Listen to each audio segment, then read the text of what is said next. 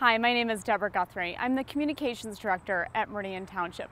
Most of you should have received the Meridian Monitor newsletter in your mailbox by now. You can also read the newsletter online at meridian.mi.us. And I also hope you enjoy this video version of the newsletter created by Home TV journalism students. The Community Services Millage was first passed in 2002. And what the Community Services Millage supports, the Meridian Senior Center operations, part of recreation programs in the community, and part for the Human Services Department in the township. And so that one millage was funding all three entities.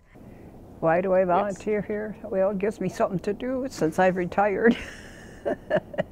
And I meet a lot of nice people, and I enjoy helping out here. This millage is expiring at the end of this year, and so on the August 7th ballot it will be up for a renewal.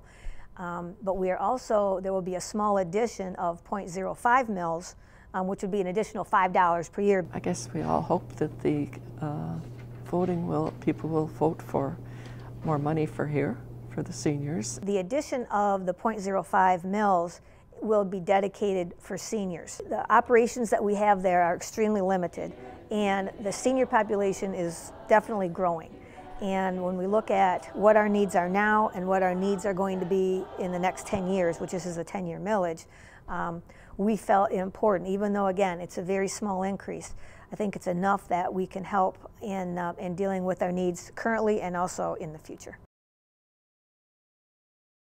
The Township Road Repair Millage Renewal Proposition, also known as the Pavement Preservation Millage Renewal, is a proposition to renew a 0.25 mil tax, 25 cents for every $1,000 of taxable value, towards the preservation, maintenance, and resurfacing of roads within the township for a period of 10 years, 2014 to 2023, as stated in the state primary legislation.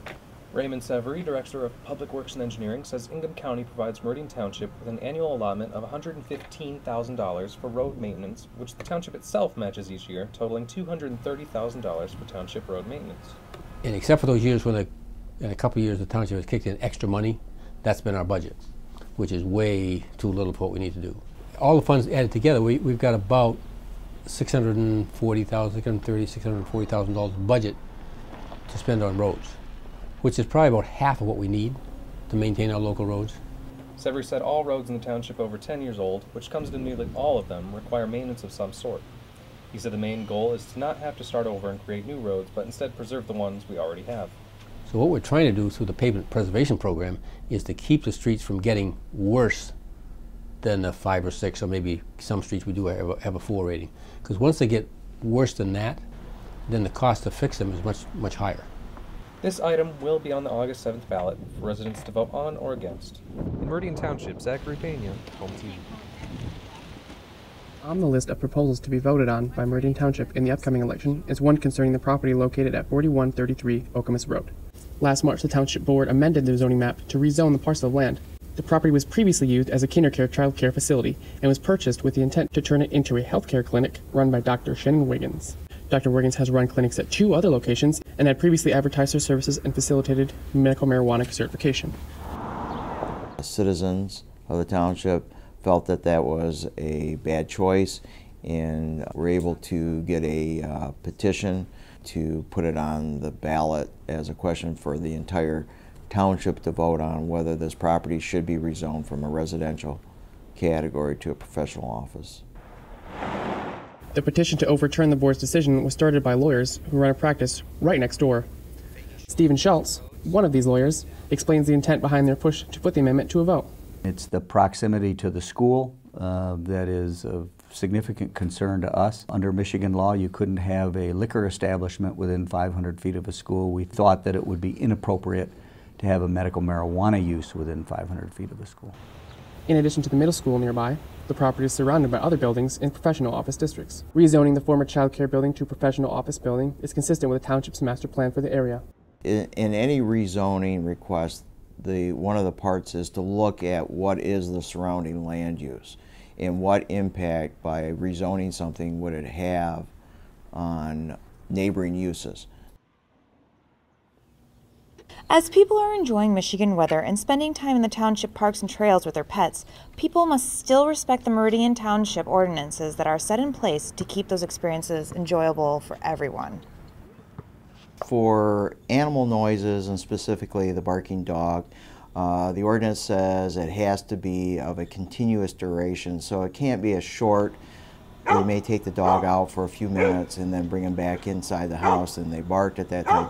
It's got to be ongoing, and typically if somebody has a barking dog complaint, the best thing to do is call the non-emergency police number, and someone will come out and check on it, and especially if it's after hours.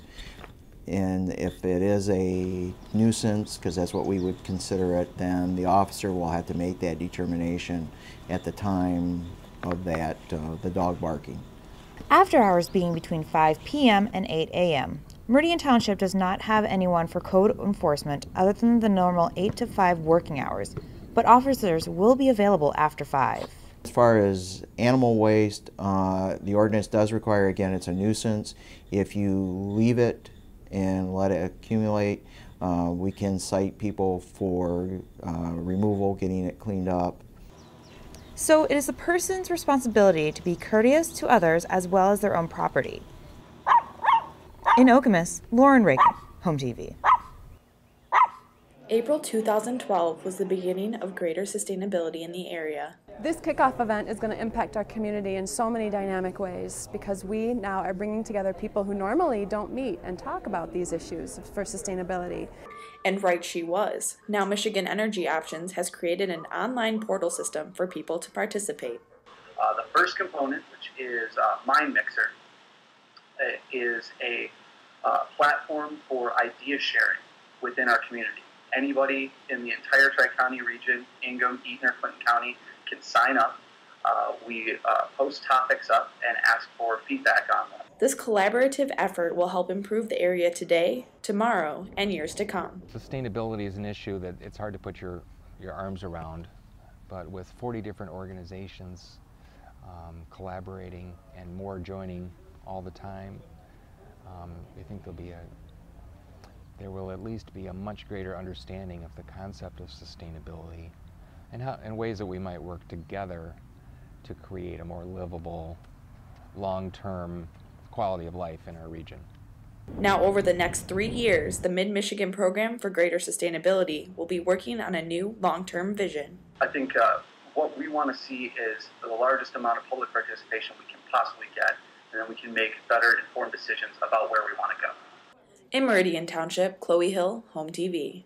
School's out, and Meridian Township Parks and Recreation want to make sure students are keeping busy. It gives them something to do. I mean, otherwise they're just sitting around at home watching TV, playing on the computer. You learn new games and you play all day. You're not just doing nothing. Some of the places available for students to go is the Snell Tower Recreation Center and Central Elementary. Monday through Thursday, the Snell Tower site is from 11:30 to 4:30, and the Central site is from 11:30 to 2:30. These places both offer free lunches for kids Monday through Friday.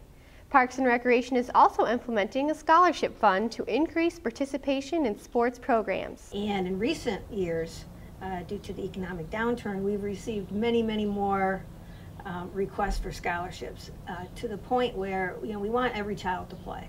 So that is first and foremost, but it's really gotten to the point that it's affected the revenues for our programs.